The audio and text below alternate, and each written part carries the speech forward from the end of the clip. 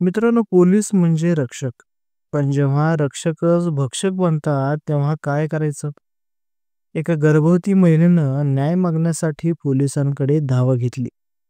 पण ज्याच्यावर विश्वास ठेवला, त्यानेच तिचा सर्वात मोठा विश्वासघात केला. तिच्या 3 वर्षाच्या मुलासमोर एका बंद खोलीत तिला न्याय मिळाला की नाही, आज सांगतो या स्टोरीमध्ये. तिच्यासोबत त्या बंद खोलीत तिच्या मुलासमोर जे घडलं, ते खरंच कोणासोबत घडलं नाही. चला, जाणून घेऊया नेमकं काय झालं होतं ते. मित्रांनो, 8 मार्च 2025 जगभरात महिला दिन साजरा केला जात होता. समानता, महिला हक्क आणि सुरक्षिततेच्या वचनांनी सोशल मीडियावरती धुमाकूळ घातलं होतं. पण याच दिवशी राजस्थानच्या सांगनेर गावात एका स्त्री स्वतःच्या सुरक्षेसाठी झगडत होती. ती होती रीना यादव नावाची वय वर्ष 28 गर्भवती महिला आणि तिच्या 3 वर्षाच्या मुलासह एका पोलीस ठाण्यात मदतीसाठी ती आली होती. तिच्या शेजाऱ्याने तिच्यावरती हल्ला केला होता. म्हणून तिनं आपल्या नवऱ्यासोबत पोलीस स्टेशनमध्ये तक्रार दाखल करण्यासाठी ती तिथे गेली होती. त्या पोलीस स्टेशनमध्ये एक कॉन्स्टेबल नाव त्याचं भागाराम सोबत ती बोलली. तिथं भेटली आणि तिथं खात्रीशीर तो तिला न्याय मिळवून देतो असं तो तिला सांगत होता. एफ-आय-आर कशी तिथे त्यांनी नोंद करून घेतली.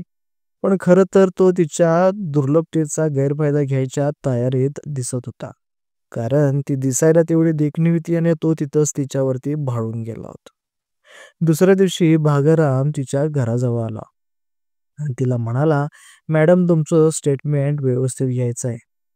चला, जरा पोलीस स्टेशनवर जाऊन बोलूया." रीनाला वाटलं, हा खरोखरच मदतीसाठी आलाय. तिच्या नवऱ्यालाही काही संशय आला नाही.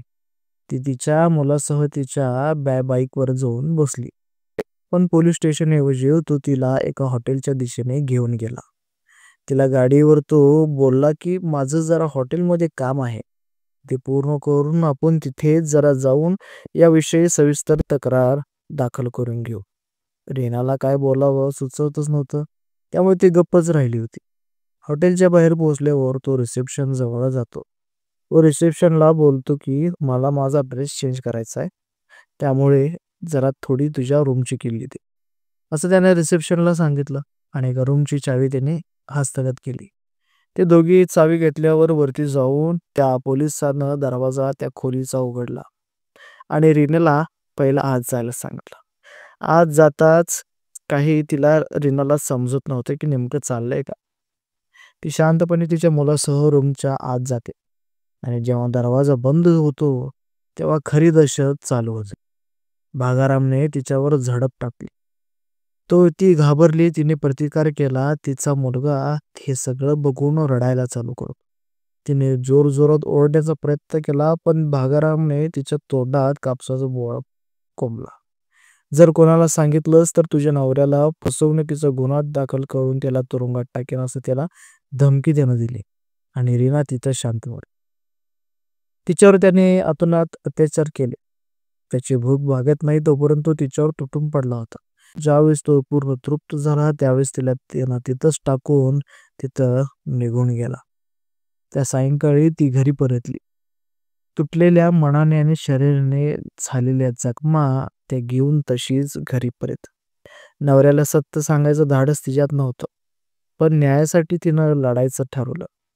ती रात्रभर विचार करत राहिली आणि सकाळी तिनं आपल्या नवऱ्याला सर्व काही सांगून टाकलं. नवरा हादरला, रागाने लाल झाला, पण समाजाच्या भीतीमुळे तो गप्प बसायला तयार झाला. काय उपयोग त्या पोलिसांकडे जाऊन जिथं त्यांनीच त्याचा गुन्हा केलाय. पण रीनानं हार मानली नाही. तिने जिद्दीनं ठरवलं, माझ्या मुलासाठी मला ते लढायचं आहे. अखेर रात्री उशिरा तिच्या नवऱ्याने संगमनेर पोलीस ठाण्यात जाऊन एफ-आय-आर दाखल केली. ती केस वाऱ्यासारखी राजस्थानमध्ये पसरली. राजस्थान पोलिसांवर मोठ्या प्रमाणात दबाव आला.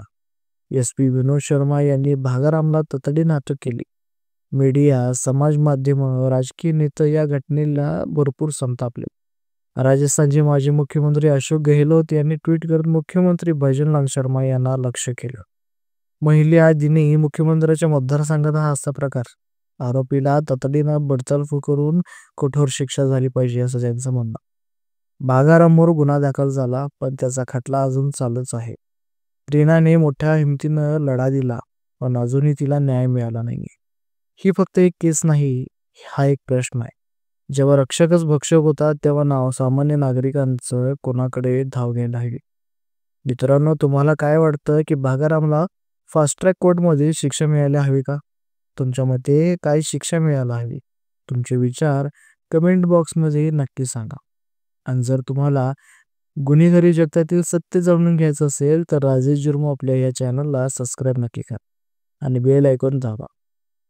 कारण सत्य ऐकणं तितकंच महत्त्वाचं आहे जितकं त्याच्यावरती विचार करणं.